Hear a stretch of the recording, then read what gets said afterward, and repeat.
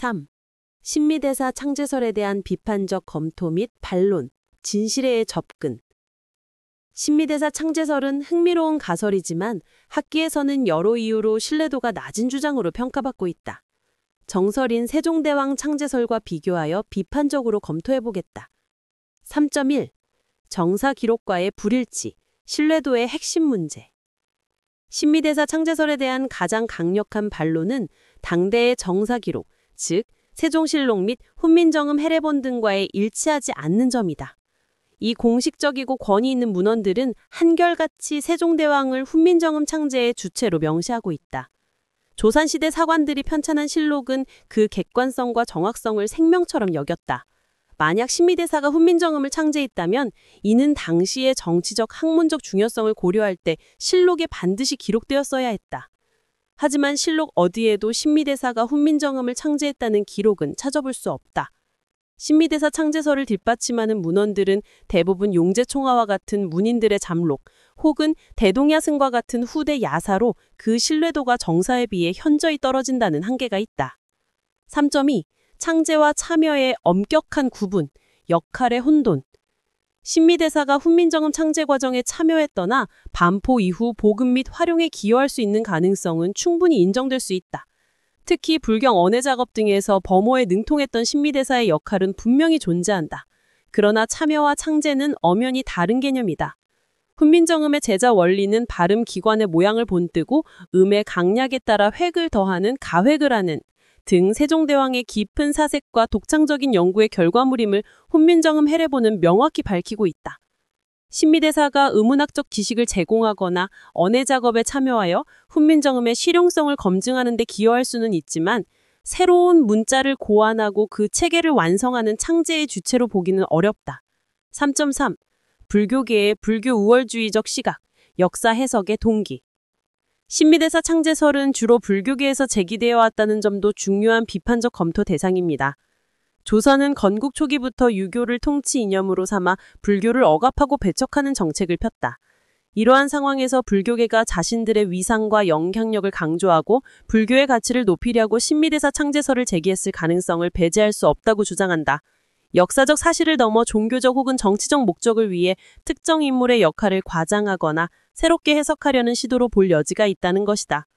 그러나 당시는 조선 개국 후 50년밖에 지나지 않은 시점에 훈민정음이 반초되었고 왕실은 여전히 불교를 숭앙하고 있었고 민중들에게 여전히 유학은 낯선 것이었다. 따라서 훈민정음 반포 당시에도 여전히 민중들에게는 삼국시대 이후 뿌리 내린 불교가 생활의 근간을 이루고 있었음과 불교의 구세제민 사상에 비추어 볼 때 불교의 가치를 높이려고 신미대사 창제설이 제기되었다는 주장은 재고해 볼 만한 것이다. 또한 표면에 드러난 기록만을 신봉하기보다는 그 이면도 충분한 검토의 대상이 될 수 있어야 할 것이며 정음 창제의 배경에도 불교 사상이 깊이 자리 잡고 있었다는 것을 부인해서는 안 될 것이다. 3.4.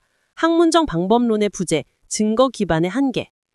신미대사 창제설은 주로 구체적인 의문학적, 문자학적 분석을 통해 훈민정음 제자 원리와 신미대사 간의 직접적인 연결고리를 제시하기보다는 주로 간접적인 기록이나 추론에 의존하는 경향이 강하다.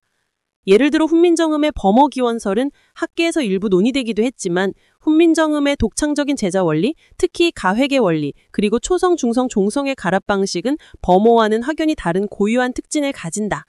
신미대사가 범어에 능통했더라도 훈민정음의 독창적인 체계를 신미대사가 독자적으로 창안했다고 보기는 학문적 증거가 부족하다. 4. 신미대사 창제설의 현대적 의미와 연구의 자세, 진실에라 접근.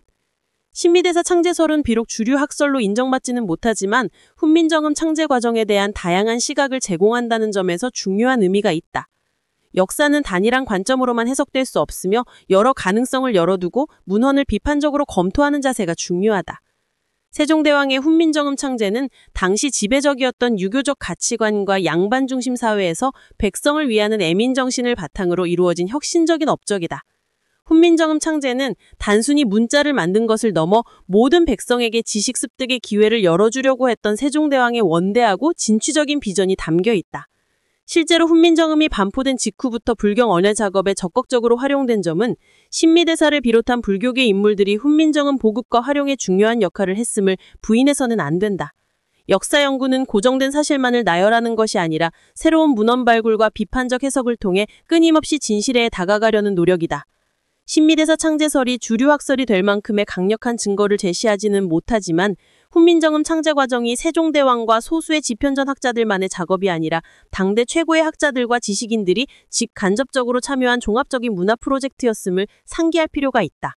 신미대사는 그 과정에서 언해작업의 전문가로서 중요한 역할을 했을 가능성이 매우 높다. 5.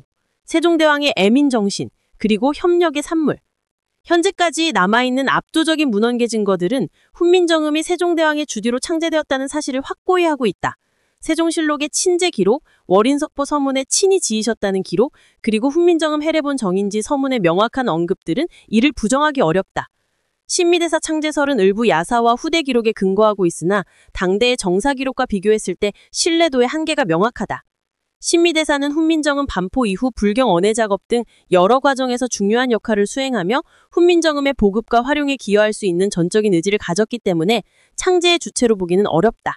그는 세종대왕의 혁신적인 문자가 세상에 널리 퍼지고 불경 번역과 같은 실질적인 백성들의 교화에 사용되는데 결정적인 역할을 했으면 틀림없는 사실로 인정해야 한다. 결론적으로 훈민정음 청제의 진실은 세종대왕의 지극한 애민정신과 뛰어난 학문적 역량을 뒷받침한 지편전 학자들을 비롯한 당대 최고의 지식인들의 협력이 빚어낸 위대한 결실이라고 할 수 있다. 신미대사 창제설은 훈민정음 창제에 대한 다양한 논의를 촉발하고 역사 해석의 폭을 넓히는 계기가 될 수 있다. 또한 왕조시대의 특성을 미루어 볼 때 정음의 창제를 임금이 주도했고 당대의 많은 학자들과 각계의 의견들이 집약되어 이루어낸 결과이며 훈민정음은 특정 인물의 업적을 넘어 민족의 지혜와 열망이 응축된 자랑스러운 우리의 자산이다.